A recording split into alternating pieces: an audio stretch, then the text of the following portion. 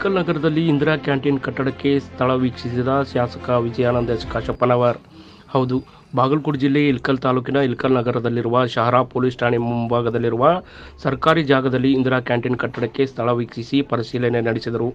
ಇದೇ ಸಂದರ್ಭದಲ್ಲಿ ಶಾಸಕ ವಿಜಯಾನಂದ ಕಾಶಪ್ಪನವರು ಸಂಬಂಧಪಟ್ಟ ಅಧಿಕಾರಿಗಳ ಜೊತೆ ಚರ್ಚೆ ನಡೆಸಿದರು.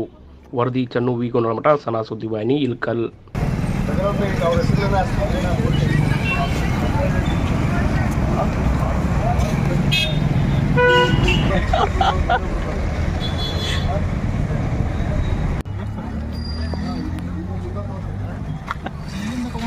ಬೆಳಗ್ಗೆ ಬಂದ್ರೆ